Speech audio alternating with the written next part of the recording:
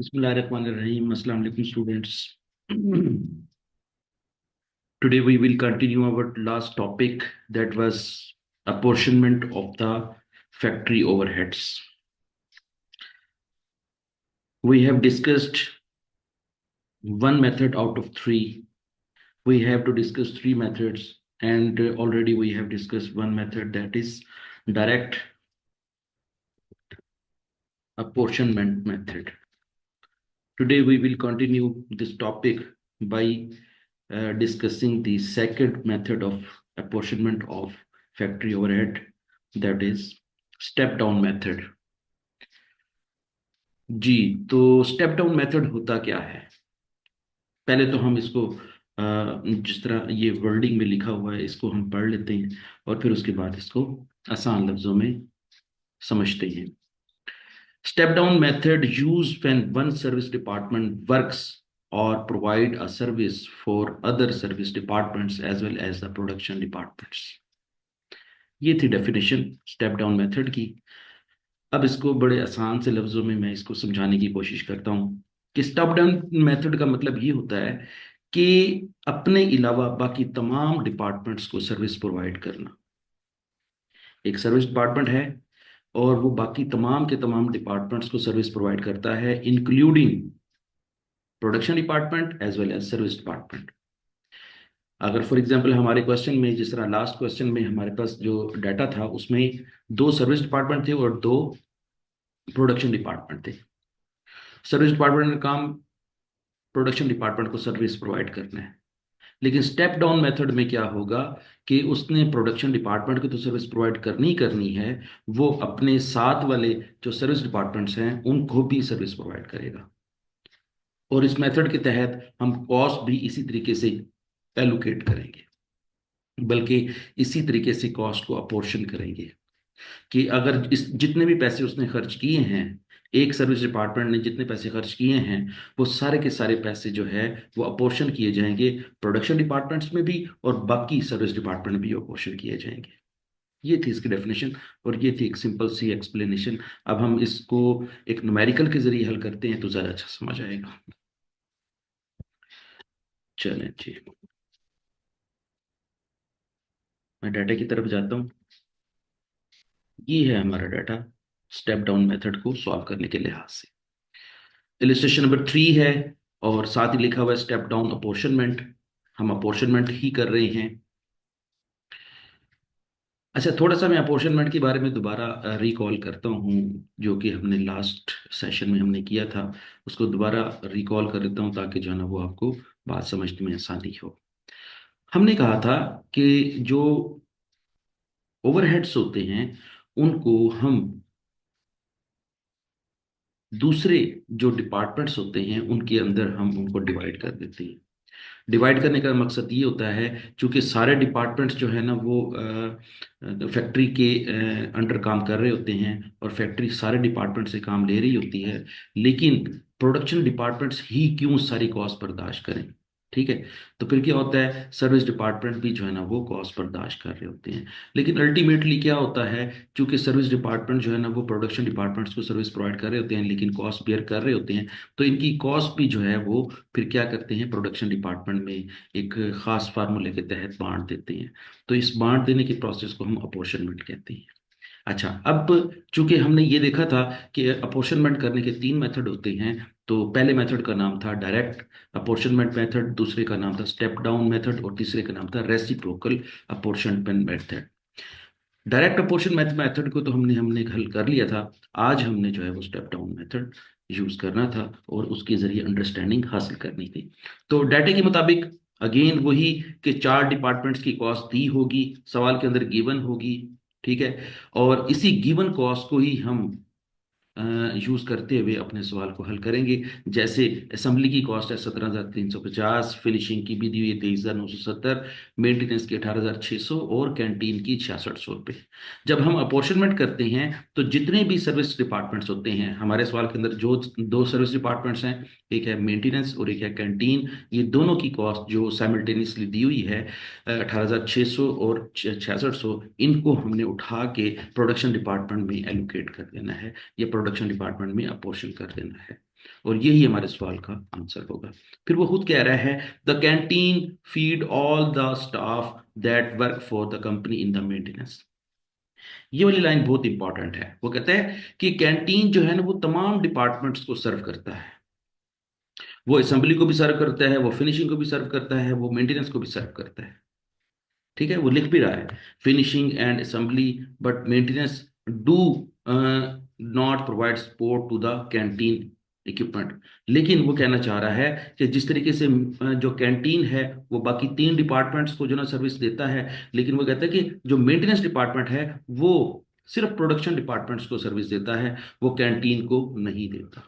ठीक है, तो इसका मतलब ये हुआ कि जब हम कॉस्ट एलोकेट करेंगे तो हमारे पास जो है वो सबसे बड़ा पॉइंट ये है कि सबसे पहले कॉस्ट किसकी एलोकेट होगी। और हमने ये कल पिछली क्लास में हमने ये पढ़ा भी था कि जो डिपार्टमेंट सबसे ज्यादा दूसरे डिपार्टमेंट को सर्व करता है उसी की कॉस्ट को सबसे पहले जो है वो अपोर्शन करेंगे। और जो डिपार्टमेंट जो है वो सारे डिपार्टमेंट्स को सर्व नहीं करता, सिर्फ जो है वो प्रोडक्शन डिपार्टमेंट को सर्विस देता है, तो उसकी कॉस्ट को जो है ना हमने बाद में अपोर्शन करना है। तो तरतीब क्या होगी, सबसे पहले कैंटीन की कॉस्ट को अपोर्शन करना है, फिर उसके बाद मेंटेनेंस की कॉस्ट को अपोर्शन करना है। ये हमारे क्वेश्चन की प्लानिंग है। अब हम इस क्वेश्चन को सॉल्व करते हैं। तो जिस तरीके से ये कॉस्टें दी हुई हैं, हमने एक खास फॉर्मेट में इनको उतार लेना है, और वो खास फॉर्मेट ये वाला है। इस फॉर्मेट के अंदर हमने इन कॉस्टों को उतार लेना है। ठीक है, जिस तरह लिखा हुआ है कि टोटल फ्रॉम द अबव, ये जो टोटल फ्रॉम द अबव लिखा हुआ है ये आपके क्वेश्चन के अंदर से उठाना है। मसलन टोटल फ्रॉम द अबव क्या है कि असेंबली की कॉस्ट 17,350 है, जो सवाल में दी हुई हमने वैसी लिख दी है। फिनिशिंग की भी लिख दी है, मेंटेनेंस की भी लिख दी है, और कैंटीन की भी लिख दी है। ठीक है, और टोटल भी लिख दी है। इन सारों का टोटल करें, 17,350, 23,970, 18,600 और 6600, इन सारों को जमा करें तो ये 66,520 बनता है। ठीक हो गया। अच्छा, अब आपने क्या करना है, सबसे पहले आपने 6600 की कॉस्ट को जो है ना वो माइनस में लिखना है। यहाँ पे क्या करना है, 6600 की कॉस्ट को माइनस पे लिखना है। माइनस पे लिखने का मकसद ये है कि इसी की कॉस्ट को हम अपोर्शन करने जा रहे हैं। तो जब इसकी कॉस्ट को अपोर्शन करेंगे तो ऊपर लिखा हुआ है 6600 प्लस में, यहाँ पे लिखा हुआ है 6600 प्लस में, और ये जो अब हमने लिखा है 6600 माइनस में। तो जब ये 6600 प्लस में से 6600 माइनस वाले माइनस कर देंगे तो आंसर क्या बचेगा, जीरो। पहली बात तो ये क्लियर कर ले कि हमने 6600 में से 6600 नील करना है। अब ये जो 6600 नील हो रहा है, ये वाला जो 6600 नील हो रहा है, अब ये सारे का सारा इन डिपार्टमेंट्स को एक खास प्रपोर्शन के मुताबिक मिल जाएगा। और और वो खास प्रपोर्शन क्या है कि कैंटीन की चूंकि कॉस्ट एलोकेट कर रहे हैं तो कैंटीन के इंप्लॉयज की तादाद ये लिखी हुई है। ठीक है, 18, 30, 12। ठीक है, अब चूंकि स्टेप डाउन मेथड है, और स्टेप डाउन मेथड में क्या करना होता है कि अपने अलावा सारों को कॉस्ट देनी होती है। ये बात याद रख लें। सारों से मुराद ये होता है कि प्रोडक्शन डिपार्टमेंट को तो देनी ही देनी थी, लेकिन मेंटेनेंस डिपार्टमेंट को भी जरूर देनी है। और मेंटेनेंस डिपार्टमेंट जो है ना आपका सर्विस डिपार्टमेंट है। यहीं पर मैं आपको एक फर्क बताता हूं। हमने इससे पहले जो डायरेक्ट अपॉर्शनमेंट मेथड पढ़ा है, डायरेक्ट अपॉर्शनमेंट मेथड में सिर्फ हम क्या करते थे कि जितने भी सर्विस डिपार्टमेंट्स हैं उनकी कॉस्ट को एक एक करके जिस वक्त निल करते थे, या एक एक करके उनकी कॉस्ट को जब अपोर्शन करते थे, तो सिर्फ हम किसको देते थे, प्रोडक्शन डिपार्टमेंट्स को देते थे। मसलन हमने लास्ट क्वेश्चन में क्या किया था, जब कैंटीन की कॉस्ट को एलोकेट किया था तो सिर्फ असेंबली और फिनिशिंग में बांट दिया था, मेंटेनेंस को नहीं दी थी। ठीक है, जब मेंटेनेंस की कॉस्ट को अपोर्शन करने लगे तो फिर यही जो मेंटेनेंस की कॉस्ट थी 18,600, ये भी जो है ना हमने असेंबली और फिनिशिंग में बांटी थी, कैंटीन को नहीं दी थी। लेकिन स्टेप डाउन मेथड में क्या होता है कि स्टेप डाउन मेथड में अपने अलावा बाकी सबको कॉस्ट दी जाती है। तो जब बाकी सबको कॉस्ट दी जाती है तो इसी मेथड को हम स्टेप डाउन मेथड कहते हैं। तो अब हम कैलकुलेटर के जरिए इसको कैलकुलेट करते हैं कि ये जो 6600 रुपये है ये किस तरह बांटेंगे। 18 इंप्लॉयज असेंबली के हैं, 30 इंप्लॉयज फिनिशिंग के हैं, और 12 इंप्लॉयज मेंटेनेंस के हैं। सारों को मिला के कितना बन गया, इनके सारों के एम्प्लॉयज बन गए 60। अब ये 60 इंप्लॉयज में जो है ना वो 6600 रुपये बांटा जाएगा। हमने क्या करना है, जिस वक्त हम असेंबली को बांटने लगेंगे तो फिर क्या करेंगे, असेंबली के लिए हम लिखेंगे टोटल कॉस्ट कितनी है, 6600। ठीक है, और टोटल इंप्लॉयज कितने हैं, 60, डिवाइड कर देंगे। ठीक है, और चूंकि असेंबली को हिस्सा दे रहे हैं तो असेंबली के अपने इंप्लॉयज कितने हैं, यहां से देखते हैं असेंबली के एम्प्लॉयज कितने हैं, 18 है। तो 18 से इसको हम ज़रब दे देंगे। ठीक हो गया। चलिए, मैं इसको कैलकुलेटर के जरिए जो है वो सॉल्व करता हूँ, आप भी इसको सॉल्व करें।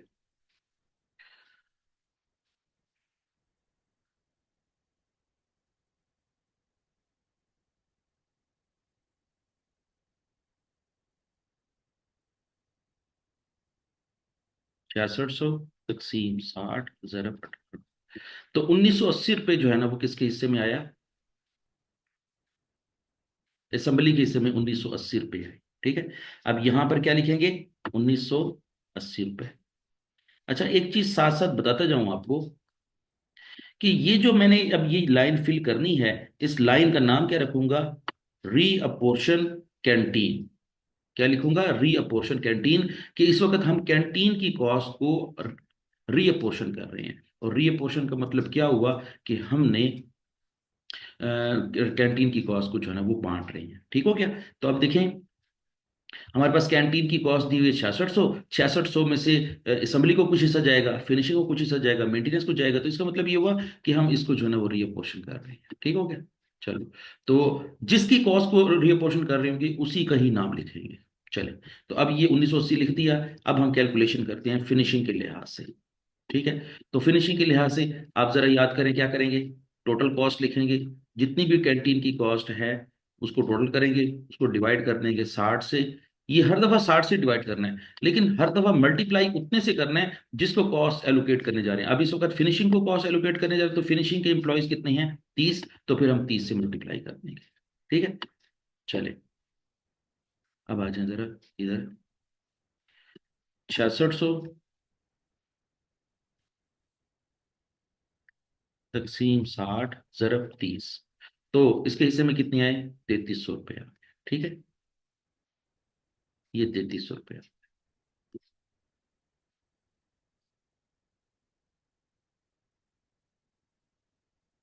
अब हम कैलकुलेशन करते हैं मेंटेनेंस के लिए। वैसे मेंटेनेंस के लिए कैलकुलेशन भी हम कर सकते हैं, और बैलेंसिंग फिगर का भी जो है ना वो मेथड यूज कर सकते हैं, जिस तरह अकाउंटिंग इधर बैलेंसिंग फिगर कैलकुलेट करते हैं। लेकिन चले, मैं इसको प्रॉपर तरीके से कैलकुलेट कर देता हूँ। 6600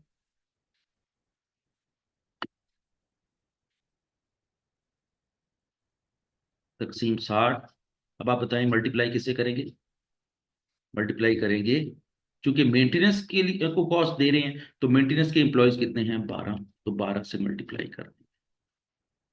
तो 12 से मल्टीप्लाई करने के बाद आंसर आ जाएगा। मैं यहाँ पर बाकी आंसर भी लिख देता हूँ।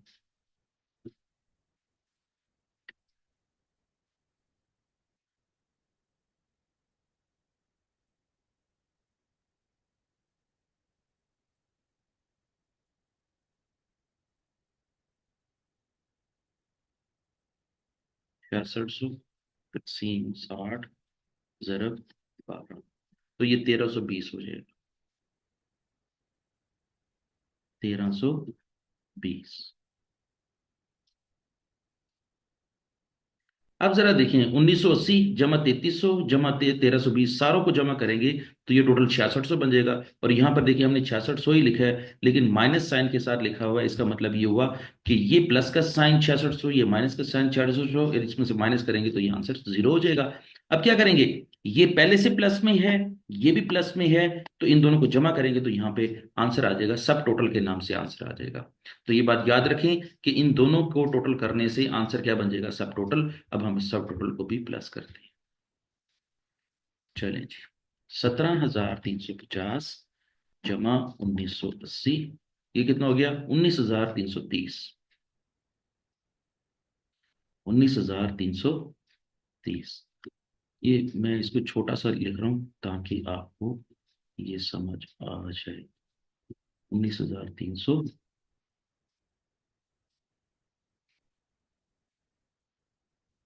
ठीक है।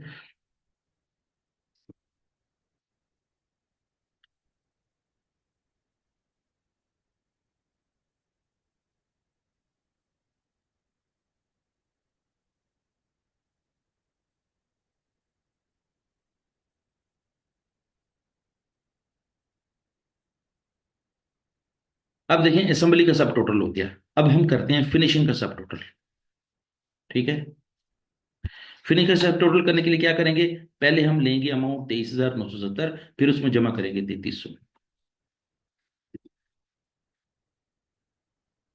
दोनों को जमा करने से आंसर कितना आएगा, 27,270। अब हम इसमें जो है ना वो सब टोटल के कॉलम में लिख देंगे 27,270।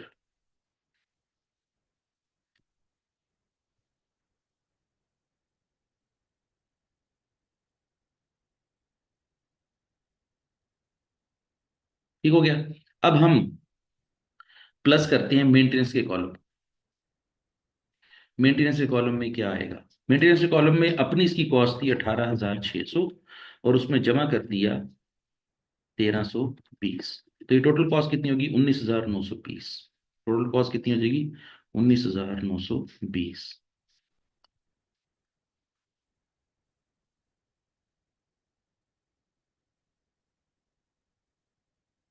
और इस तरह ये वाला सब टोटल का कॉलम भी मुकम्मल हो गया। अच्छा, अब यहां पर साथ साथ आप ये भी देखते जाएं कि ये 1980 है, ये 3300 है, ये 1320 है, और ये माइनस में लिखा हुआ है। तो जब इसको हॉरिजॉन्टली इसको टोटल करेंगे तो ये भी जीरो आ जाएगा। जीरो मीन्स यहां पे डैश लगा। दोबारा चेक कर लें कि 1980 भी प्लस का है, ये 1980 प्लस का है, ये 3300 भी प्लस का है, ये 1320 भी प्लस का है, लेकिन ये नेगेटिव का 6600 है। तो जब हम इसको हॉरिजॉन्टली टोटल करेंगे तो टोटल भी आंसर क्या आ जाएगा, जीरो आ जाएगा। जीरो लिख दें या डैश लगा दें, एक ही बात है। यहाँ पे भी ऐसे ऐसे जो है ना वो डैश लग जाएगा, क्योंकि ये प्लस का है, ये माइनस का, तो यहाँ पे डैश या जीरो आ जाएगा। अब देखें जरा, ये 19,330 जमा 27,270 जमा 19,920, इस सारे का टोटल भी 65,000,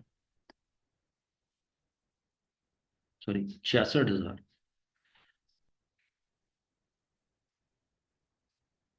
आप जरा खुद चेक कर लें, ये इस सारे का टोटल कितना आ जाएगा, 66,520 आ जाएगा।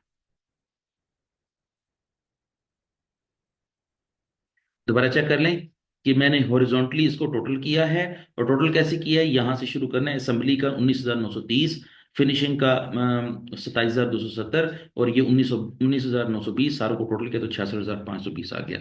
यहां तक हमारा सवाल मुकम्मल हो गया। अब हम आगे चलेंगे, और आगे चलने के लिहाज से ये बात याद रख लें कि हमने दो डिपार्टमेंट्स की दो सर्विस डिपार्टमेंट की कॉस्ट को नील करना है। और उस दो डिपार्टमेंट्स में कौन कौन से डिपार्टमेंट है, एक मेंटेनेंस और एक कैंटीन।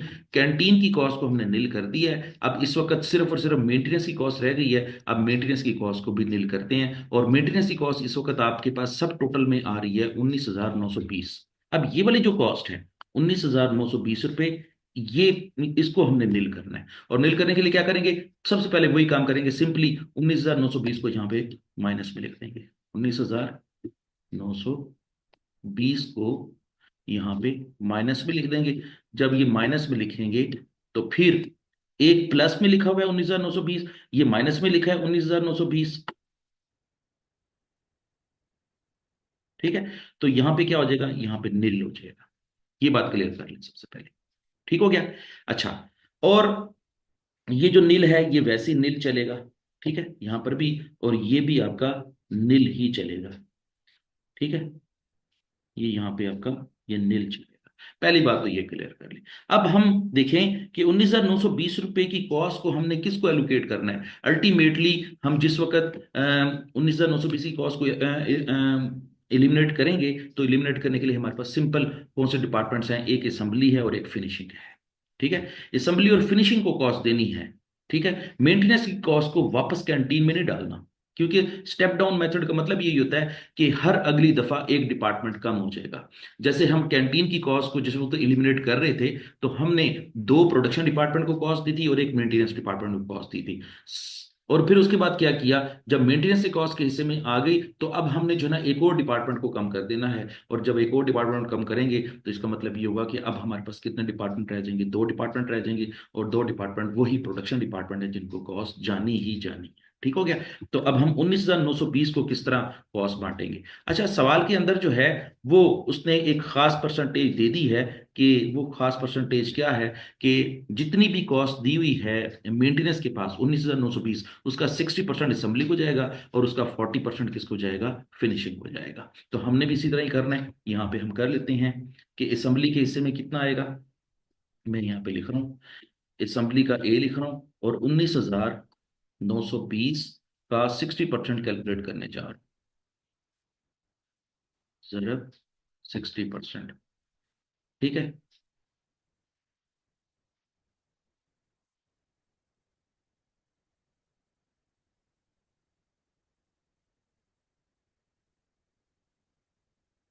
जरा 60%, ये आ जाएगा 11,952। हम इसको 11,952 रुपये यहाँ पे ले देते हैं, 11,952। अच्छा, पिछली कैंटीन की कॉस्ट को जिस वक्त एलोकेट कर रहे थे, तो उस वक्त मैंने बताया था आपको कि चूंकि इस वक्त मेंटेनेंस की कॉस्ट को एलोकेट करने जा रहे हैं, तो यहाँ पर रीअपोर्शन भी जो है ना वो मेंटेनेंस ही लिखेंगे। क्या करेंगे, रीअपोर्शन भी मेंटेनेंस ही लिखेंगे। तो चलें, अब हम 19,920 में से 11,952 रुपये का हिस्सा किसको दे दिया है, असेंबली को दे दिया है। अब क्या करेंगे, अब हम फिनिशिंग का हिस्सा कैलकुलेट करेंगे, और फिनिशिंग का हिस्सा कैलकुलेट करने के लिए क्या करेंगे, अगेन हम कैलकुलेशन में चले जाते हैं, और 19,920 जरा 40%, और ये बन जाएगा 4,768 रुपये। कितना बन जाएगा, 4,700, एक मिनट, 19,920 जरा 40%, हाँ, 7,968 रुपये, 7,968। यहाँ पे हम मेंशन भी कर देते हैं कि फिनिशिंग को किस तरह देंगे, 19,920 जरा 40%। तो ये आंसर कितना आ जाएगा, 7,968 रुपये।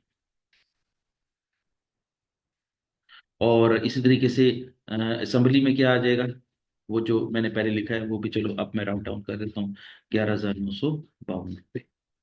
अच्छा, इंटरेस्टिंग बात ये है कि जब इन दोनों को जमा करेंगे ना, तो वो टोटल भी कितना बन जाएगा, 19,920, जो कि हमारा मेंटेनेंस का सब टोटल था। ठीक हो गया।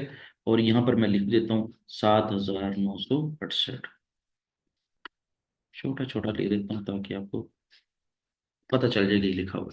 अब जरा इंटरेस्टिंग बात देखें, 11,952 जमा 7,968 को माइनस करते हैं 19,920 में, तो आंसर क्या आ जाएगा, जीरो। और फिर इधर भी जीरो आ जाए, ठीक है। अच्छा, अब देखें कि हमारे पास यहां पर एक ये सब टोटल है 19,930। ये देखें जरा, ये सब टोटल की जो है ना वो लाइन लिखी हुई है 19,930, उसके अंदर ये जमा हो रहा है, तो जमा होने के बाद कितना आंसर आ जाएगा ये भी हम चेक कर लेते हैं।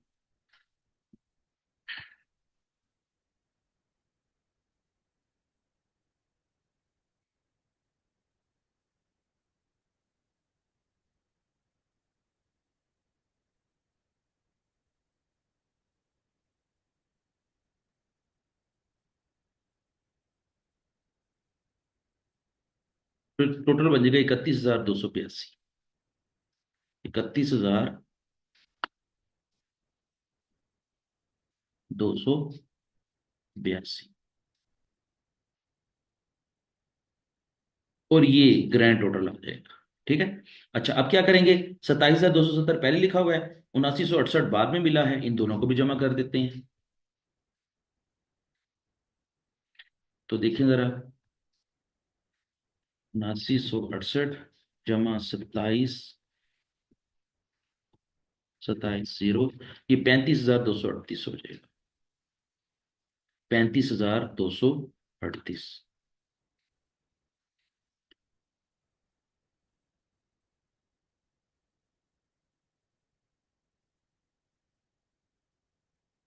अब देखें, टोटल की कॉलम में सिर्फ प्रोडक्शन डिपार्टमेंट की कॉस्ट ही रह जाएगी, और प्रोडक्शन डिपार्टमेंट की, एक प्रोडक्शन डिपार्टमेंट असेंबली है और एक प्रोडक्शन डिपार्टमेंट जो है वो फिनिशिंग है।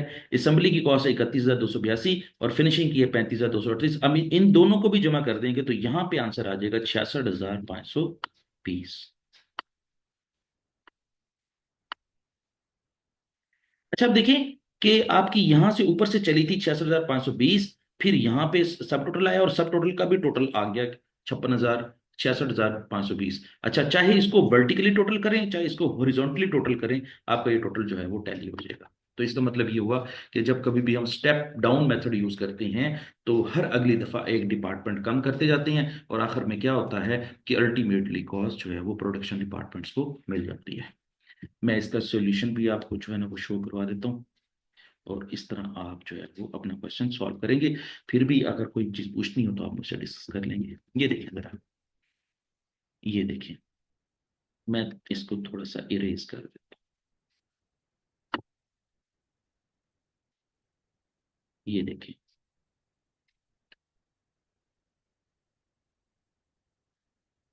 हमारा टोटल देखें 31,282, ये देखें 31,282, फिर लिखा हुआ है 35,238, 35,238, और देखें टोटल कितने 66,520, 66,520। हमारा जो है ना वो जो ग्रैंड टोटल था वो टैली हो गया। बाकी चीजें मैंने आपको पहले बता दी हैं कि जिस तरह ये क्वेश्चन में गिवन होती हैं, आपने सबसे पहले कैंटीन को इलिमिनेट करना है। कैंटीन को इलिमिनेट करने के लिहाज से उनके एम्प्लॉयज के लिहाज से इलिमिनेट करेंगे, 1980, 3300, 1320 आ जाएगा। फिर उसके बाद सब टोटल आ जाएगा। फिर उसके बाद हमने मेंटेनेंस को एलिमिनेट करना है, और आखिर में जो है ना हमारा आंसर क्या आ जाएगा, 66,520। चलें जी, मुझे उम्मीद है आपको ये वाला मेथड समझ आ गया होगा। हम अगले मेथड की तरफ जो है ना करते हैं।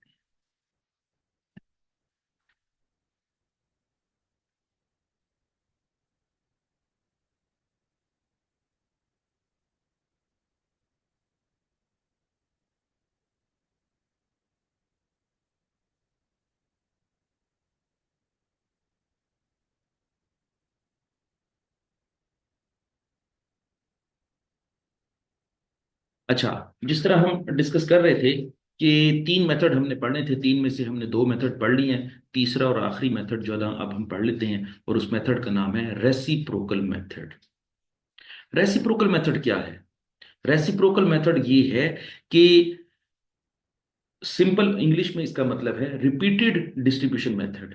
रिपीटेड डिस्ट्रीब्यूशन मेथड कि हम जिस वक्त किसी भी डिपार्टमेंट की कॉस्ट को, सर्विस डिपार्टमेंट की कॉस्ट को एलिमिनेट करते हैं, तो फिर क्या होता है कि दूसरे डिपार्टमेंट्स को तो मिलनी मिलनी होती है। जिस डिपार्टमेंट को हम एलिमिनेट करने जा रहे होते हैं वो डिपार्टमेंट दूसरों को एलिमिनेट करता है, और जब दूसरे डिपार्टमेंट जो है ना अपनी कॉस्ट एलिमिनेट करने जा रहे होते हैं तो वो पहले वाले को दोबारा वापस दे देते हैं। जब दोबारा दोबारा वापस दे देते हैं तो इस तरह जो है ना ये वाली जो कॉस्ट है ये बार बार एक दूसरे को इलिमिनेट करने करते वक्त जो है ना वो ट्रांसफर कर रहे होते हैं। जब बार बार ट्रांसफर कर रहे होते हैं तो फिर थोड़ी थोड़ी कॉस्ट हर दफा जो है ना वो ऐड होती जाती है, और इस तरह सर्विस डिपार्टमेंट जो है ना वो एक ही दफा में इलिमिनेट नहीं होते। वो फिर उसके जो अपोर्शनमेंट होती है वो बार बार हो रही होती है, और बार बार को हम क्या कहते हैं, रेसिप्रोकल मेथड। रेसिप्रोकल का मतलब क्या होता है, बाउंस बैक, कि कॉस्ट वापस जो है ना वो आपको मिल जाती है, फिर थोड़ी सी कॉस्ट वापस मिल जाती है, फिर थोड़ी सी कॉस्ट आपको वापस मिल जाती है। तो जब बार बार कॉस्ट मिलती है, किसको, सर्विस डिपार्टमेंट को मिलती है, तो इसी मेथड को हम कहते हैं रेसिप्रोकल मेथड। मैं क्वेश्चन के जरिए आपको समझा देता हूं, इंशाल्लाह आपको जल्दी समझ आ जाएगी।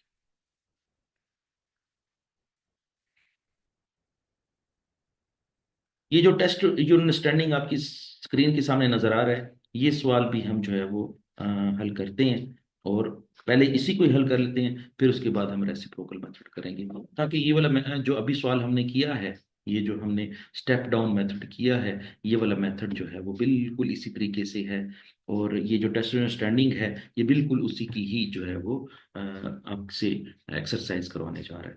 तो आप भी इसको ट्राई करें, मैं भी आपके साथ में इसको हल करता हूं, ताकि जो है ना ये वाला सवाल भी आपका मेरे साथ ही हल हो जाए, और आपको जो है वो किसी किस्म की प्रॉब्लम ना आए। चलिए देखें जी, test your standing one, a manufacturing company runs two production cost centres C1 and C2। वो कहते हैं कि प्रोडक्शन डिपार्टमेंट के नाम है C1 और C2, ठीक हो गया, और and two service cost centres, और वो कहता है कि दो सर्विस डिपार्टमेंट जो है ना वो चला रहे हैं, एक का नाम है S1, दूसरे का नाम है S2। तो हमारे इस सवाल के अंदर भी दो प्रोडक्शन डिपार्टमेंट है, दो सर्विस डिपार्टमेंट है। The total allocated and apportioned overhead for each is as follows. वो कहता है कि जी जो C1 C2 की कॉस्ट है वो भी दी हुई है, S1 और S2 की कॉस्ट है वो भी दी हुई है। ठीक है, ये सारी कॉस्टें दी हुई हैं और हमने क्या करना है, it has been estimated that each service cost centre does work for other. वो कहता है कि जी हर कॉस्ट सेंटर जो है, हर सर्विस सेंटर जो है वो दूसरे डिपार्टमेंट के लिए काम कर रहा है। ठीक है, इन द फॉलोइंग प्रोपोर्शन। अब जरा गौर से देखना है आपने इस क्वेश्चन को कि किस तरीके से जो है ना वो कॉस्ट को वो एलिमिनेट करने के बारे में सिखा रहा है आपको। क्वेश्चन के अंदर वो कहता है कि percentage of service cost centre S1। वो कहता है कि S1 की कॉस्ट को जब इलिमिनेट करेंगे ना, तो S1 की कॉस्ट को इलिमिनेट करेंगे तो सिर्फ C1 को और C2 को मिलेगी। लेकिन वो कहता है कि percentage of service department two की जब कॉस्ट को इलिमिनेट करेंगे, तो फिर जब टू की कॉस्ट को इलिमिनेट करेंगे तो यहाँ पे जो है ना वो जीरो आ जाएगा। जब जीरो आ जाएगा तो फिर बाकियों को मिल जाएगी। तो बाकियों को मिलने का मतलब क्या है कि जी इंक्लूडिंग सर्विस डिपार्टमेंट की कॉस्ट मिलेगी। टोटल कॉस्ट का 35% जो है ना वो C1 को मिलेगा, 35% जो है वो C2 को मिलेगा और 30% जो है ना S1 को मिलेगा। ठीक है, जब ये तीनों को जब बांट देंगे तो फिर इसका मतलब ये हुआ कि जब S2 इलिमिनेट हो जाएगा तो फिर S1 की बारी आएगी। जब S1 की बारी आएगी तो S1 की बारी में भी हमने क्या करना है, S1 की कॉस्ट को उठा के 60% C1 को दे देनी है और 40% C2 को दे देनी है। देखिए क्या लिखा हुआ है, after the reapportion of the service cost centres cost has been carried out, what is the total overhead for the production cost centre C1। वो कहता है कि सारे का सारा सवाल हल करने के बाद मुझे सिंपल ये बताएं कि C1 का टोटल क्या होगा। जिस तरह अभी हमने थोड़ी देर पहले एक सवाल हल किया था रीअपोर्शनमेंट का, जिसमें हमने जो है वो स्टेप डाउन मेथड हल किया था और उसमें हमारे पास असेंबली डिपार्टमेंट और फिनिशिंग डिपार्टमेंट था।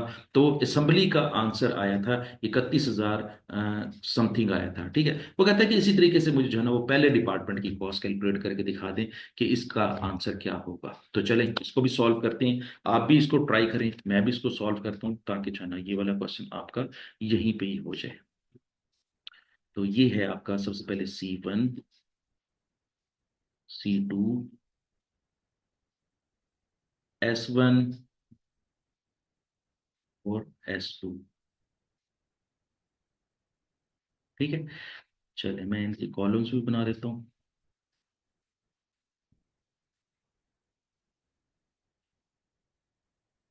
और जो कॉस्ट गिवन है वो भी लिख देता हूँ। यहाँ पे टोटल को कॉलम भी बना देते हैं। टोटल कॉलम की वैसे जरूरत नहीं है, हमारा सवाल जो है ना वो सिर्फ हमें ये पता होना चाहिए कि हमारे जो है ना C1 का टोटल क्या है। कॉस्ट गिवन है, कॉस्ट क्या क्या है, 12,000।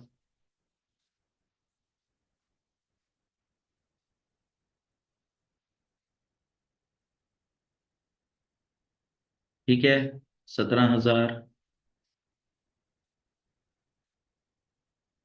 फिर है 9500। ये क्वेश्चन में दी हुई है, आपने एज इट इज लिख देनी है बस। फिर है 8,000। ठीक है, इसका टोटल भी कर लेते हैं। 20 और 17 37, और 37 और 46,500, ये 46,500 टोटल है। ठीक है,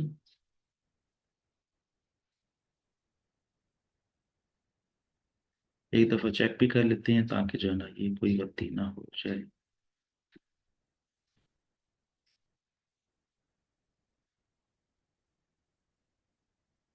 12,000 जमा 17,000 9500 जमा 8,000, तो ये 46,500 हो गया। ठीक है,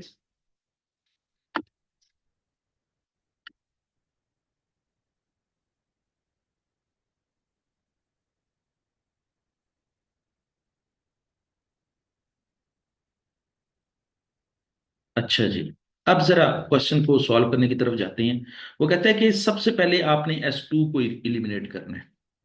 और मैंने ये बताया था आपको, एक हिंट बताया था आपको, एक नोट्स में ये लफ्ज लिखवाया था कि जब कभी भी जो डिपार्टमेंट सबसे ज्यादा डिपार्टमेंट को सर्व करता है उसकी कॉस्ट को भी सबसे पहले एलिमिनेट करती हैं। तो जो S2 है उसके बारे में लिखा हुआ है कि जो S2 है वो बाकी सारे डिपार्टमेंट को सर्व करता है, C1 को भी करता है, C2 को भी करता है और S1 को भी करना है। तो फिर S2 चूंकि सारे डिपार्टमेंट को सर्व करता है इसलिए इसकी कॉस्ट को भी सबसे पहले एलिमिनेट करेंगे।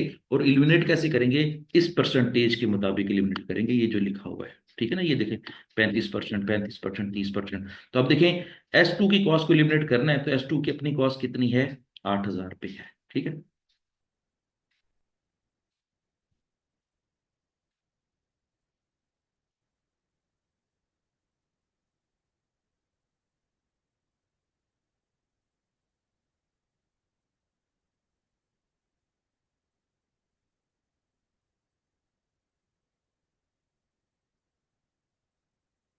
अच्छा जी, तो 8,000 का 35% कितना बनता है? देखते हैं। 8,000 का 35% ये बनता है 2,800 रुपये। इसका मतलब ये हुआ कि C1 को कितना हिस्सा मिलेगा? मैं यहाँ पे लिख देता हूँ, री अपोर्शन, जिस तरह पहले हमने किया था, री अपोर्शन, किसको रीअपोर्शन करने जा रहे हैं? S2 को रीअपोर्शन करने जा रहे हैं, तो यहाँ पे मैं S2 लिख, ठीक है। अच्छा, S2 की 35% कॉस्ट किसको मिल रही है? C1 को मिल रही है, 2,800 रुपये मिल रही है, हमने 2,800 रुपये लिख दिया, ये लिख दिया।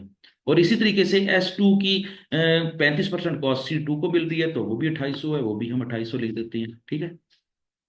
चले, अच्छा, अब देखें कि यहाँ पर तो जो है ना वो माइनस में 8,000 लिखना ही लिखना है, ठीक है ना। यहाँ पे 8,000 हम लिखते हैं, ये माइनस में लिख दिया, ठीक है।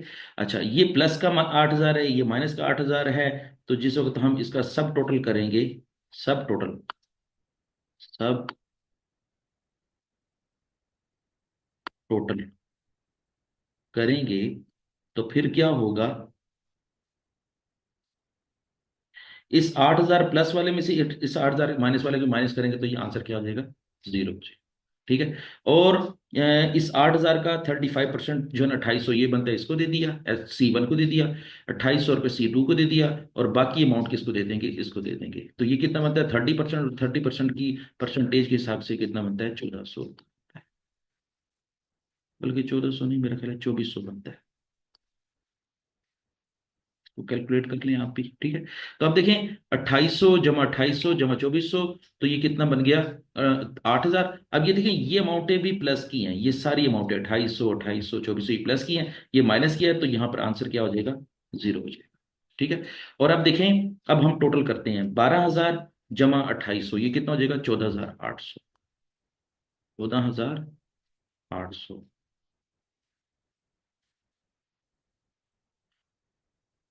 और ये देखें, 17,000 जमा 2,800 ये हो जाएगा 19,800, 19,800, ठीक हो गया। यहाँ तक इंशाल्लाह आपको आसानी से समझ आ गई होगी। फिर देखें, ये 9,500 है और ये 2,400 है, तो ये कितना बन जाएगा? 9,500 जमा 2,400 ये होगा 11,900, ठीक है, 11,900।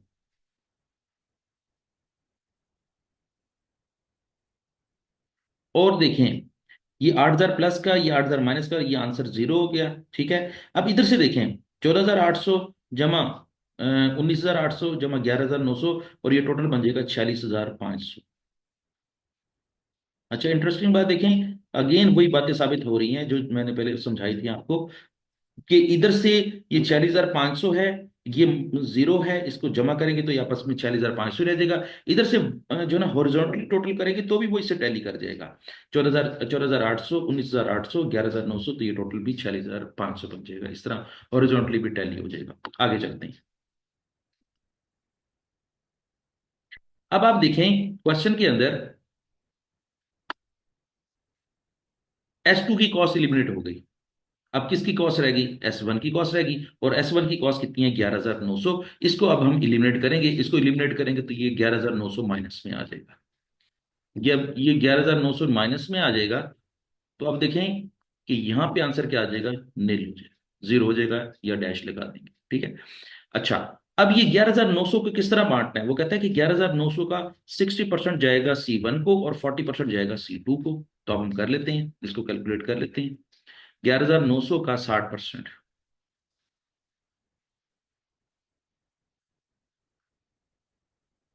ये बनता है 7,140। ठीक है, 7,140।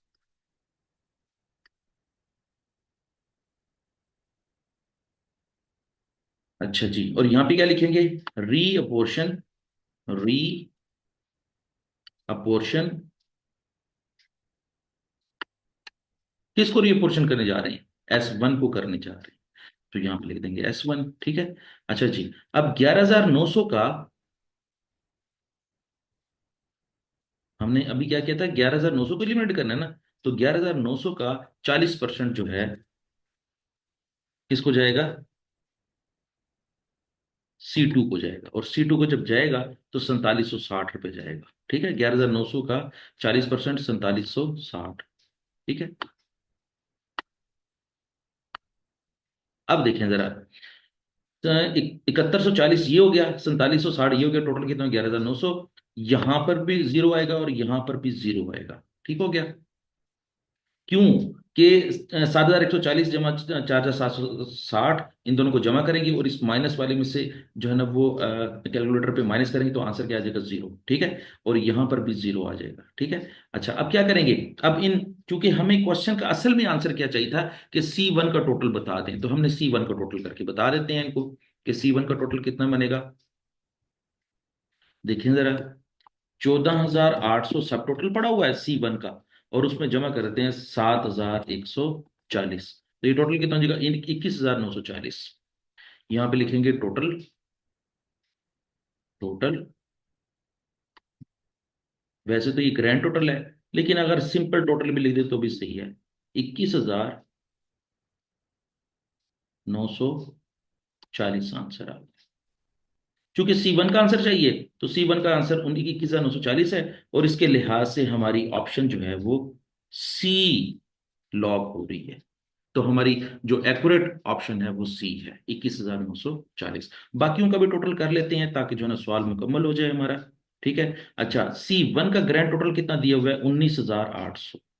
कितना दिया हुआ है, 19,800, और उसमें जमा कर देंगे 4,760 रुपये, और टोटल कितना हो जाएगा, 24,560।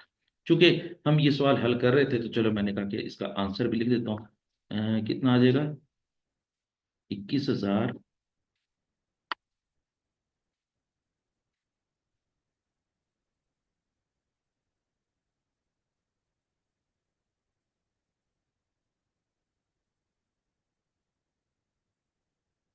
24,560,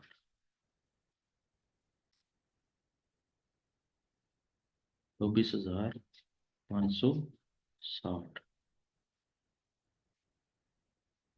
ठीक है, और ये यहाँ पर भी डैश आ जाएगा, लेकिन ये जो ग्रैंड टोटल का टोटल है ये भी 46,500 आ जाएगा, 46,500। चलेंगे, ये सॉल्व मुकम्मल हो गया आपका। ठीक हो गया। यहां तक भी आप देख लें, इसको खुद भी सॉल्व कर लें। मुझे उम्मीद थी कि आपसे ये सवाल हो जाएगा, लेकिन मैंने कहा कि चलो मैं आपको इसको सॉल्व करके दे देता हूं ताकि आपको एक दफा दोबारा जो है ना वो रिवीजन मिल जाए, टॉपिक की रिवीजन भी मिल गई और आपका सवाल भी सॉल्व हुआ मिल गया। चलें जी, आगे चलते हैं।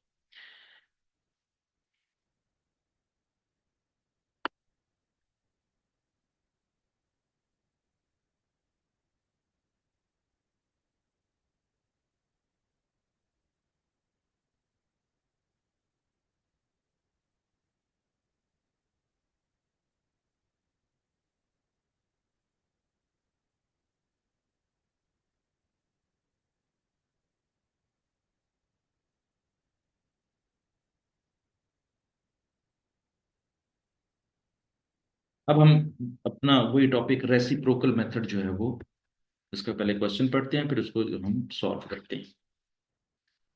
अच्छा, रेसिप्रोकल मेथड के तहत उसने डाटा दिया हुआ है, अगेन उसी तरीके से डाटा दिया हुआ है कि दो प्रोडक्शन डिपार्टमेंट हैं, दो जो है वो सर्विस डिपार्टमेंट हैं, और उनको अपोर्शन करने के लिहाज से उसने मुकम्मल गाइडलाइन दी हुई है। और वो कहता है कि जिस वक्त हम कैंटीन डिपार्टमेंट को एलिमिनेट करेंगे, तो कैंटीन डिपार्टमेंट को एलिमिनेट करते वक्त हम इंप्लॉयज की तादाद का सहारा लेंगे। जिस तरह इंप्लॉयज की तादाद क्या है, 18, 30 और 12। और जिस वक्त हम मेंटेनेंस को एलिमिनेट करेंगे, तो फिर हम परसेंटेजेस का सहारा लेंगे। देखें, ये परसेंटेजेस दी हुई हैं। जिस वक्त हम मेंटेनेंस को एलिमिनेट करेंगे, तो फिर किस तरह करेंगे कि मसलन जिस वक्त हम मेंटेनेंस को एलिमिनेट कर रहे होंगे, तो टोटल कॉस्ट का 50% असेंबली को दे देंगे, टोटल कॉस्ट का 40% फिनिशिंग को दे देंगे, और टोटल कॉस्ट का 10% जो है वो कैंटीन को दे देंगे। लेकिन जिस वक्त हम कैंटीन को एलिमिनेट कर रहे होंगे, तो फिर हम टोटल कॉस्ट जो कैंटीन की होगी उसका प्रोपोर्शन लेंगे, 18 के साथ से प्रोपोर्शन लेंगे तो असेंबली को डाल देंगे, 30 के साथ से प्रोपोर्शन लेंगे तो फिनिशिंग को डाल देंगे, और 12 के लिहाज से प्रोपोर्शन लेंगे तो मेंटेनेंस को डाल देंगे। ये चीजें हमने पहले भी हल की हुई हैं, लेकिन चूंकि रेसिप्रोकल मेथड है, रेसिप्रोकल मेथड में इसको किस तरह जो है ना, वो किस फॉर्मेट के तहत इस क्वेश्चन जो है ना वो सॉल्व करवाना है या दिखाना है, वो मैं आपको करके दिखाता हूँ। तो सबसे पहले तो ये वाला जो डाटा है ये उतार लें। ठीक है, जो गिवन डाटा है ये उतार लेंगे, एज इट इज उतार लेंगे। उसके बाद एक एक करके पहले हम कैंटीन को एलिमिनेट करेंगे, फिर मेंटेनेंस को करेंगे, फिर कैंटीन को करेंगे, फिर एलिमिनेट मेंटेनेंस को करेंगे, फिर कैंटीन को एलिमिनेट करेंगे, फिर मेंटेनेंस को करेंगे। इस तरह हम रिपीटिंग जो है ना वो बार बार रिपीट कर करके जो है ना वो कॉस्ट को एलिमिनेट करेंगे। और आखिर में क्या होगा कि आखिर में दोनों की कॉस्ट जो है ना वो जीरो रह जाएगी। एलिमिनेट करने के बाद कॉस्ट जीरो रह जाएगी। जब जीरो रह जाएगी तो सवाल खत्म हो जाएगा। चलिए आए जरा।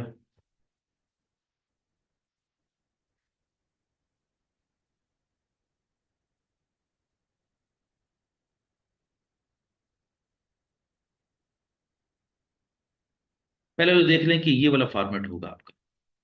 ये फॉर्मेट होगा, इस फॉर्मेट के तहत आपने सवाल हल करना है। और वो फॉर्मेट कैसा होगा, पहले लिखा होगा total from the above. Assembly का जो है ना वो कॉस्ट कितनी दी हुई है सवाल में, 17,350, एज इट इज आपने रीपोस्ट कर देनी है। फिनिशिंग जो है ना 23,970 एज इट इज लिख देनी है। मेंटेनेंस जो है ना वो 18,600 एज इट इज लिख देनी है। कैंटीन की कॉस्ट भी एज इट इज, और इन सब का टोटल कितना बन जाएगा, 66,520। ये है आपके पास। अब आपको उसने जो है ना स्ट्रक्चर बना के दे दी है। आपने जो है ना वो सवाल सिर्फ सॉल्व करके दिखाना है। और सॉल्व कैसे करना है मैं आपको सिखा देता हूँ। देखिए जरा, मैंने जिस तरह बताया था आपको कि कैंटीन की कॉस्ट को रीअपोर्शन करना है, तो कैंटीन की कॉस्ट को जब रीअपोर्शन करेंगे, तो कैंटीन की कॉस्ट यहां पर क्या हो जाएगी, 6600 रुपये माइनस में आ जाएगी। ठीक है, ये 6600 माइनस में। अच्छा, अब जब 6600 माइनस में आ गई, तो अब क्या करेंगे, इसी 6600 की कैलकुलेशन करेंगे। और 6600 की कॉस्ट जो है ना वो किस किस को जाएगी, आप जरा खुद ही गिने। एक असेंबली को जाएगी, एक फिनिशिंग को जाएगी, और आखिर में किसको कॉस्ट देंगे, मेंटेनेंस को देंगे। ये देखें, ये लिखे हुए हैं।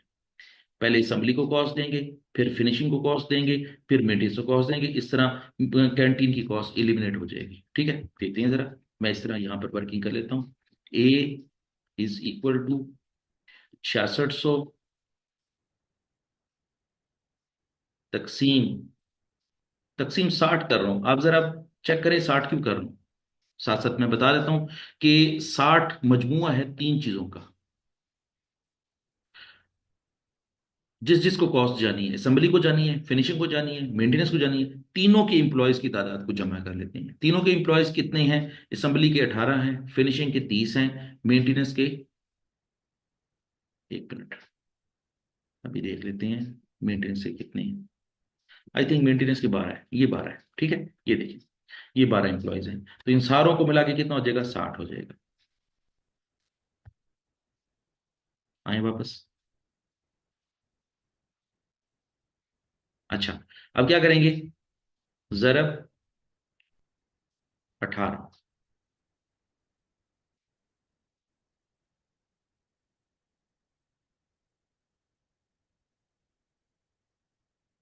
अच्छा, अब फिनिशिंग को भी इस तरह वर्किंग कर लें। अगेन ये रिपीट वर्किंग है। 6600 तकसीम 60 जरब 30।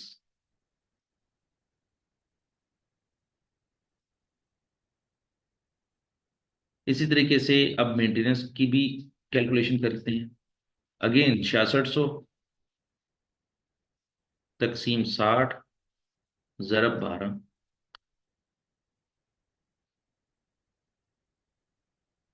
ठीक हो गया। अब इनके आंसर्स भी हम निकाल लेते हैं।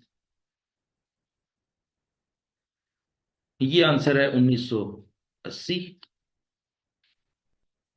ये है 3300, और ये है 1320।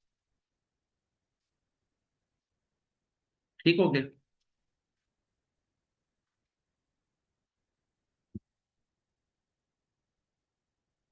ये देखिए मैं आपको दिखाता जाता।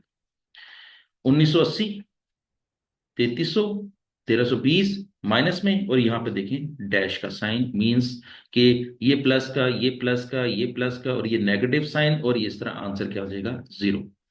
यहां तक बताएं, यहां तक आपको समझ आ गई। ये था रेसिप्रोकल मेथड का पहली रो का आंसर। अब हम आगे चलते हैं।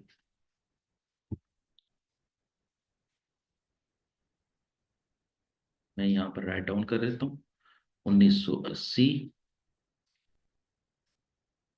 साथ साथ एक दो लाइनें मैं आपको हल करवा दूंगा, सारा सवाल हल नहीं करवाऊंगा, बाकी सवाल आप करेंगे, मैं सिर्फ आपको यहां पर गाइड कर। और यहाँ पे क्या आ जाएगा, जीरो। अब जरा देखें, थोड़ी देर के लिए देखें, जिस तरह हमने एक दफा सब टोटल करके सवाल हल किया था ना, यहां पर सब टोटल की उसने रो तो नहीं बनाई हुई, लेकिन आपने कैलकुलेटर पे उसकी रो साथ साथ बनाते जाना है। अब जरा चेक करें, एक है, अब हमने नेक्स्ट कॉस्ट किसकी एलिमिनेट करनी है, मेंटेनेंस की कॉस्ट को एलिमिनेट करना है। तो मेंटेनेंस की अपनी कॉस्ट कितनी है, 18,600, इसको कैंटीन से मिली हुई है 1320, तो अब ये टोटल कितनी हो जाएगी, ये हम कैलकुलेट कर लेते हैं, 19,920। अब ये देखें, इन दोनों को मिला के है 19,920। अब हम मेंटेनेंस की कॉस्ट को एलिमिनेट करेंगे। अब जरा एक बात याद रखें कि मेंटेनेंस की कॉस्ट किस किस को मिलेगी, ये जरा एक छोटा सा सवाल पैदा होता है। तो इस सवाल का जवाब ये है कि जब मेंटेनेंस की कॉस्ट को एलिमिनेट करेंगे, तो मेंटेनेंस के कॉलम में तो नील हो जाएगा, लेकिन कॉस्ट मिलेगी किन किन को, असेंबली को मिलेगी, फिनिशिंग को मिलेगी, और कैंटीन को मिलेगी। इसका मतलब क्या हुआ कि एक दफा कैंटीन की कॉस्ट को एलिमिनेट कर दिया है, लेकिन कैंटीन की कॉस्ट को एलिमिनेट करने के बाद वापस मेंटेनेंस उसको कॉस्ट वापस दे देगा। जब कॉस्ट वापस दे देगा, तो ये वापस मिलना ही इसको कहते हैं रेसिप्रोकल मेथड। कि एक डिपार्टमेंट एलिमिनेट होकर बैठा हुआ है, लेकिन फिर दोबारा उसकी कॉस्ट, उसको जो है ना वो कॉस्ट मिल रही है दूसरे सर्विस डिपार्टमेंट से, तो जब दोबारा मिल जाती है तो इसी को कहते हैं बाउंस बैक ऑफ कॉस्ट, या इसको हम कहते हैं कि रिपीटेड मेथड ऑफ कॉस्टिंग। ठीक हो गया। तो अब हम क्या करेंगे, 19,920। अब आप मुझे बताएं कि 19,920 कहां से आया, एक 18,600 और एक 1320, तो इन दोनों को जमा करेंगे तो 19,920 है। और ये किसके कॉलम में पड़ी हुई है, मेंटेनेंस के कॉलम में पड़ी हुई है, तो मेंटेनेंस के कॉलम में इसको जो है ना हम एलिमिनेट भी कर देंगे, 19,920 को हम माइनस में के साथ भी लिख देंगे, ये माइनस के साथ लिखती है। ठीक है। हाँ, अब देखें, 19,920 जरब, अब 19,920 को किस तरीके से बांटना है, कैंटीन की कॉस्ट को तो हमने नंबर ऑफ एम्प्लॉयज के तौर पर बांट दिया था, कि जी नंबर ऑफ एम्प्लॉयज क्या थे, असेंबली के 18 थे, फिनिशिंग के 30 थे, और मेंटेनेंस के 12 थे। अब हम चूंकि मेंटेनेंस को एलिमिनेट करने जा रहे हैं, तो फिर मेंटेनेंस को तो इसी मेथड के तहत एलिमिनेट नहीं करेंगे। वो कहता है कि मेंटेनेंस को आपने एक खास परसेंटेज के तहत एलिमिनेट करना है, और वो खास परसेंटेज सवाल में दी हुई है। और वो क्या दी हुई है, मैं आपको बता देता हूं, ये देखें, ये परसेंटेज दी हुई है, 50%, 40% और 10%। 50% किसको जाएगी, असेंबली को, 40% किसको जाएगी, फिनिशिंग को, और 10% किसको जाएगी, कैंटीन को। और ये कैंटीन का जिसका का नाम लिखा हुआ सामने आ गया, तो इसका मतलब यही है कि कैंटीन तो पहले इलिमिनेट होके बैठा हुआ था, अब इसको वापस कॉस्ट मिल रही है। इसी को वापस कॉस्ट मिलने का मतलब ही हम रेसिप्रोकल मेथड यूज कर रहे हैं। तो देखें किस तरह करते हैं।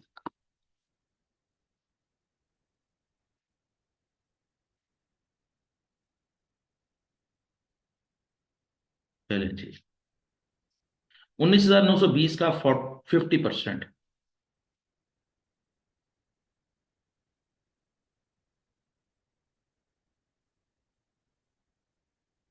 ये बनता है,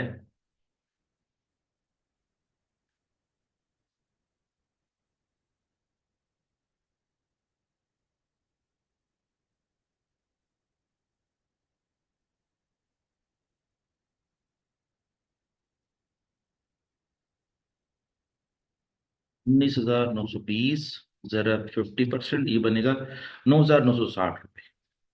9,960। ये वाला मेथड बड़ा इंटरेस्टिंग है, थोड़ा सा लेंथी है, लेकिन ये वाला मेथड बहुत इंटरेस्टिंग है। अब हम बी की कैलकुलेशन करने जाते हैं। अगेन 19,920 का 40%। अच्छा, मैंने भी फ्लो फ्लो में जो है ना इसको बी लिख दिया है। ये हमने कितना लिखना था, एफ लिखना था, फिनिशिंग।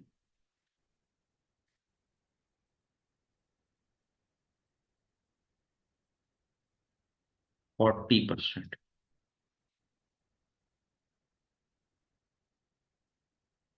चलें जी, अब ये 40% कैसे कैलकुलेट होगा।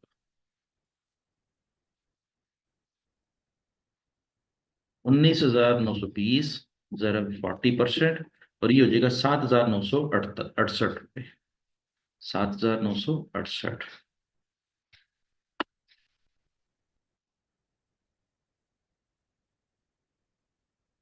और तीसरा क्या होगा, और तीसरा क्या है, कैंटीन।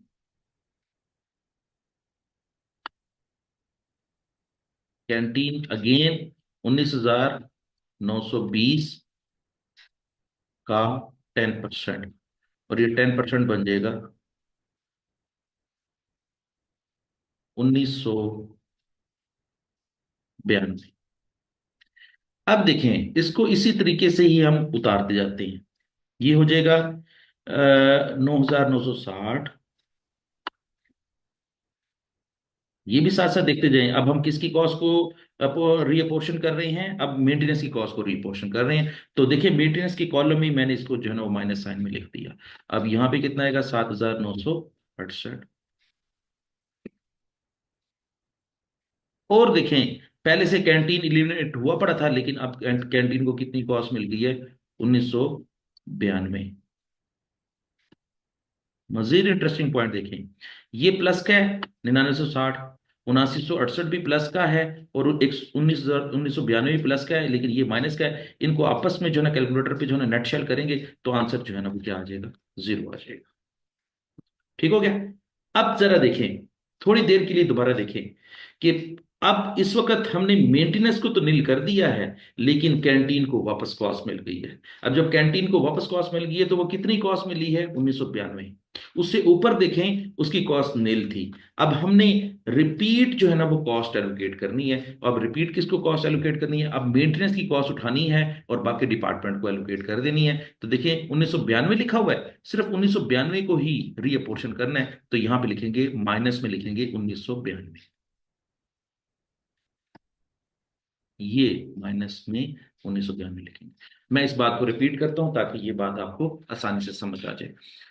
देखिए रेसिप्रोकल मेथड का मतलब ये होता है कि जब एक दफा एक डिपार्टमेंट की कॉस्ट नील हो जाती है, ठीक है, तो उसको ये उम्मीद रखनी चाहिए कि जब दूसरा डिपार्टमेंट इलिमिनेट हो रहा होगा, तो वो अपनी कॉस्ट का कुछ हिस्सा इसको वापस दे देगा।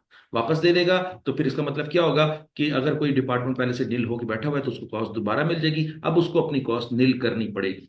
ये बार बार जो है ना एक दूसरे को कॉस्ट देते रहेंगे। मेंटेनेंस जो है वो कैंटीन को देगा, कैंटीन मेंटेनेंस को देगा, ठीक है, मेंटेनेंस कैंटीन को देगा, इस तरह बार बार देते जाएंगे। लेकिन आप ये देखें जरा कि कैंटीन की जब शुरू में कॉस्ट एलिमिनेट की थी वो 6600 रुपये एलिमिनेट की थी, लेकिन हर अगली दफा जब वो उसको एलिमिनेट करने की जरूरत पड़ेगी तो वो छोटी अमाउंट होगी। देखें पहले 6600 थी, अब सिर्फ 1992 रुपये एलिमिनेट करने। तो ये जो है ना वो थोड़े थोड़े करके पैसे घट होते रहेंगे, और आखिर में सवाल खत्म ही उस वक्त होगा जिस वक्त सारी की सारी कॉस्ट जीरो हो जाएगी। कैंटीन की और मेंटेनेंस की कॉस्ट जब जीरो हो जाएगी, एलोकेट करते करते करते करते करते जब जीरो हो जाएगी, फिर सवाल खत्म हो जाएगा। और इसी को ही हम क्या कहते हैं, रेसिप्रोकल मेथड। अब मैं आपको जो है ना कैंटीन की कॉस्ट एलिमिनेट करना सिखाता हूँ। बस सिंपल हमने जो है ना वो थोड़ा सा एक काम करना है कि हमारे फार्मूले के अंदर जो चीजें कॉस्ट की सूरत में लिखी हुई हैं वो बस चेंज हो जाएंगी। बाकी जो है वो सारी की सारी वर्किंग वैसे ही रहेगी। मैं भी देखें आपके सामने ऐसे ही कर रहा हूँ। देखें जरा, अब मैं यहाँ पे कितना लिखूंगा, 1992 लिखूंगा, सिर्फ 1992 लिखूंगा। अब लिखना ही क्या है, अब आप तो समझ आ गई है अब आपको। अब आप जो है ना कैलकुलेटर पे ही सारा सवाल हल कर लेंगे। क्वेश्चन को फॉर्मेट में तो उतारेंगे, लेकिन कैलकुलेशन बार बार जो है ना वो नहीं जो है ना वो लिख कर दिखाएंगे, वो कैलकुलेटर पे कर लेंगे। तो चलें हम एक दफा कर लेते हैं। 1992 तकसीम 60 ज़रब 18, तो इसके हिस्से में कितना आ गया? 597.60 है। ठीक है, ये 597.60 है। तो इसको हम जो है राउंड फिगर में ले लेते हैं। ठीक है, तो 597.60 है, इसको राउंड फिगर में लेंगे तो 598 हो जाएगी। ठीक है, ये हम साथ साथ लिखते जाते हैं, 598।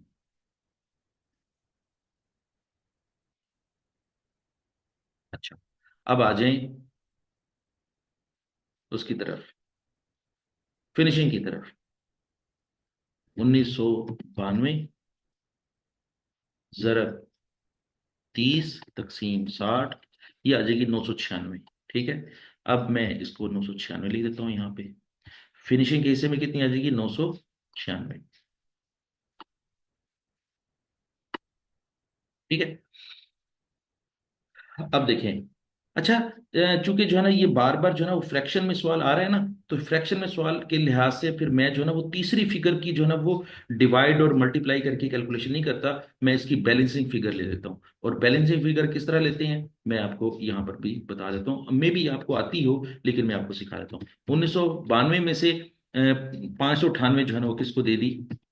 असेंबली को। और 996 जो है ना वो किसको दे दी? फिनिशिंग को। तो बाकी जो कुछ भी बच गया, 398 रुपये बाकी बच गए हैं, ये 398 रुपये जो है ना वो आपने कहाँ लिख देने हैं? मेंटेनेंस में डाल देने। मैं इस 398 की वर्किंग एक दफा दोबारा कर देता हूँ, मैं यहाँ पर लिख कर देता हूँ। 1992 में से माइनस कर देते हैं 598। ठीक है, ये माइनस कर दिए। फिर हम अगेन 996 भी माइनस कर देते हैं। 996 किसको दिए थे? फिनिशिंग को दिए थे। बाकी कितने बच गए? बाकी बच गए 398। ये 398 जो है वो हम ए किसको डाल देंगे? मेंटेनेंस को डाल देंगे। अब जरा देखें, कैंटीन की कॉस्ट एलिमिनेट हो गई है। जब कैंटीन की कॉस्ट एलिमिनेट हो गई तो अब वापस मेंटेनेंस को मिल गई है। ठीक है, असेंबली और फिनिशिंग को तो हर दफा मिलनी है, चाहे कैंटीन इलिमिनेट हो चाहे मेंटेनेंस इलिमिनेट हो। कैंटीन को और फिनिशिंग को तो मिलनी मिलनी है हर सूरत में। लेकिन देखें, कैंटीन इलिमिनेट हो रहा था तो मेंटेनेंस को मिल गई, मेंटेनेंस इलिमिनेट हो रहा था तो कैंटीन को मिल जाएगी। इस तरह ये सवाल जो है ना इस तरह आहिस्ता आहिस्ता आहिस्ता आहिस्ता कम होता जाएगा। अब इसका मतलब ये है कि अब हमारा सवाल आगे चलेगा। अब हम मेंटेनेंस को रीअपोर्शन करेंगे। देखिए ये लिखा भी हुआ है कि मेंटेनेंस को रिपोर्शन करेंगे, और मेंटेनेंस के खाते में कितनी कॉस्ट लिखी है? 398। अब इसी 398 को ही हमने जो है ना वो एलिमिनेट करना है। अब 398 को एलिमिनेट करने के लिए हमारे पास परसेंटेजेस दी हुई हैं। ठीक है, तो हम परसेंटेजेस का सहारा लेते हैं। यहाँ पे लिखेंगे 398।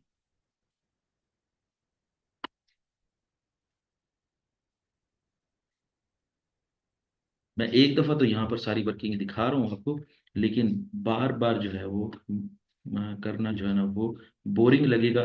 मुझे भी बोरिंग लग रहा है, आपको भी लगेगा, इसलिए मैं एक बारी करके दिखा देता हूँ, बाकी फिर आप खुद करेंगे। ठीक है, 398 ज़रब 50%, ये बन जाएगा 199। मैं साथ साथ लिखता जाता हूँ ताकि जो है ना वो चीजें भूल न जाए। चले वापस आए, कैलकुलेटर की तरफ वापस आए। 398 का 40% ले लेता हूँ, ये कितना बनेगा? 159 रुपये 20 पैसे। तो चले मैं इसको राउंड करके 159 ही ले लेता हूँ, 159 ले लेता हूँ। अच्छा, अब अगेन जो है वो, चूंकि मैंने अब कैंटीन को वापस कॉस्ट देनी है, तो यही काम करूंगा। वो जो बैलेंसिंग फिगर वाला काम है वो करूंगा। ठीक है, देखें जरा। 398 में से माइनस कर देता हूँ 199, फिर माइनस कर देता हूँ 159, और बाकी क्या बचेगा? 40 रुपये। अब ये 40 रुपये किसके हिस्से में आ जाएंगे? कैंटीन के हिस्से में आ जाएंगे।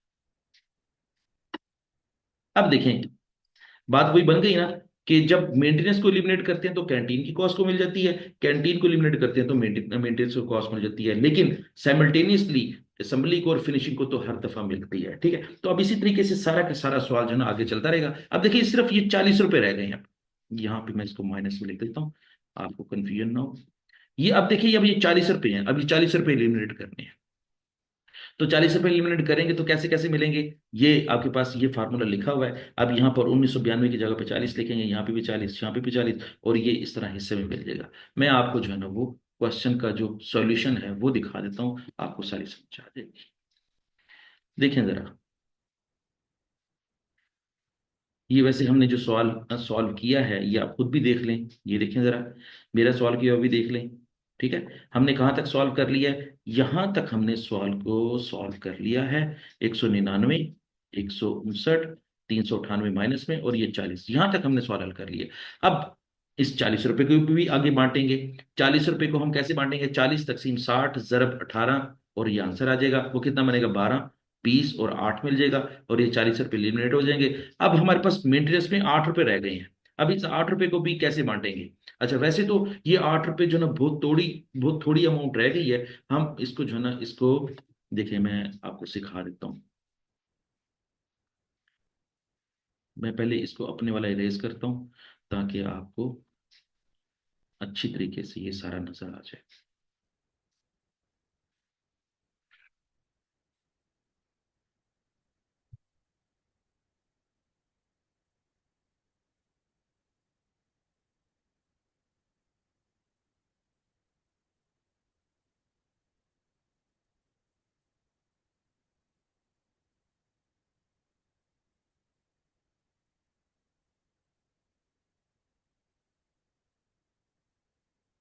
देखिए, हमने 40 रुपए एलिमिनेट करने थे।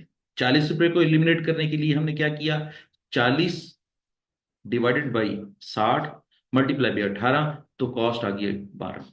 फिर 40 × 60 ज़रब 30 कर दिया तो आंसर आ गया 20, और बाकी बैलेंसिंग फिगर 8 रुपए रह गए। अब ये जो 8 रुपए हैं इसको कैसे एलिमिनेट करेंगे? 8 रुपए को एलिमिनेट करने के लिहाज से हम परसेंटेजेस का सहारा लेंगे, ठीक है। 8 का 50% बन जाएगा 4, 8 का 40% कितना बन जाएगा? 3, राउंड करके 3, और फिर 8 में से 4 माइनस किया, 3 माइनस किया, और बाकी आंसर कितना रह गया? 1। अब जरा गौर से देखें, 1 रुपए को किस तरह बांटे? 1 रुपए को तो हम इस तरह नहीं बांट सकते कि 50 पैसे उसको दे दो, 20 पैसे उसको दे दो, 30 पैसे उसको दे दो। नहीं, ऐसी बात नहीं है। आपने क्या करना है? आर्बिट्रेरी तौर पर 1 रुपए को किसको बांटना है?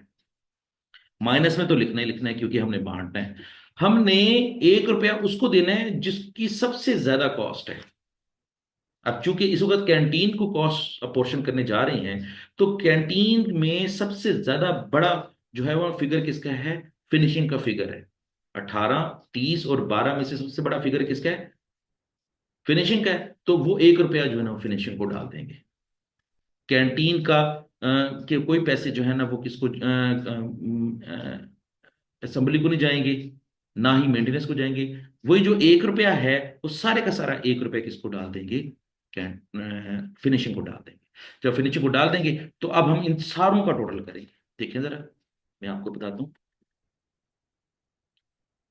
देखिए, 17,350 जमा 1980 जमा 9960, 598, 199, 12, 4, 0, सारों को टोटल करेंगे तो 30,103 रुपये आ जाए।